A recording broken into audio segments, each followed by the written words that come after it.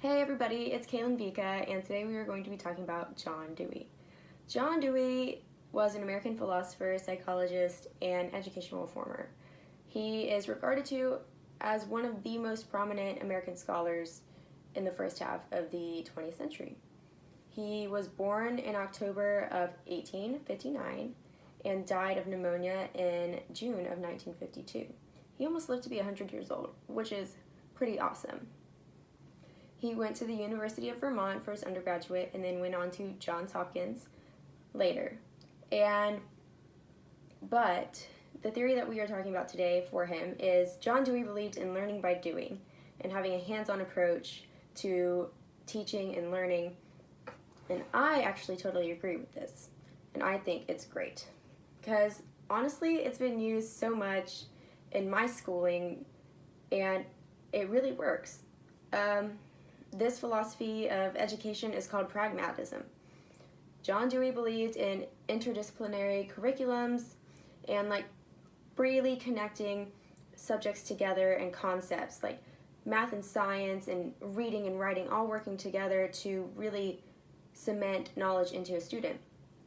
At the time, this was a very progressive way of learning, and it wasn't really widely accepted until later. But John Dewey believed that students should interact with each other and their environment, bounce ideas off each other, and students and teachers should learn together. As I was researching him, I found a really cool, super awesome pyramid that really, I feel like it just goes without saying, shows directly what learning by doing really does and how it works and all sorts of stuff. So I'm just going to read it to you. Hopefully y'all can see this. But learning by doing, so 5% of it for passive teaching methods is 5% lecture, 10% reading, 20% audiovisual, and 30% demonstration. But as we get further down to the base of the pyramid, it's more practical and participatory teaching methods. So 50% group teaching, 75% practice, and 90% teaching others. I think this is awesome because I remember when I was in school, I could not sit still and listen to a lecture or read a whole chapter from a textbook and do busy work and retain the knowledge. I learned best whenever I was in a group with my peers and I was doing something fun. And we were talking to each other, we were bouncing ideas off of one another, then we would practice what we learned, and then we would teach each other, because the best way to test if you know a subject or not is teaching someone else, and I strongly believe in that. But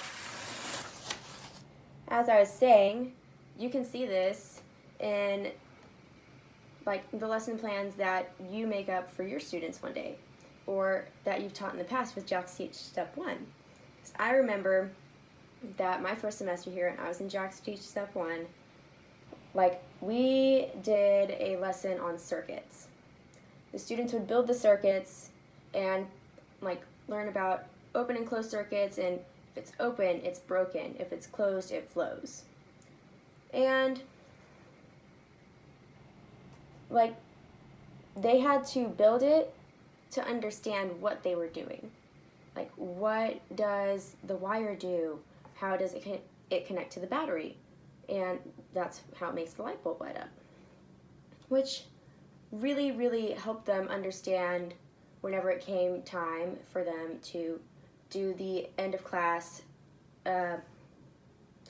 basically an exit ticket, or, it was an assignment, a short assignment of what will it work, will the light bulb light up or not, or if it is an open or closed circuit.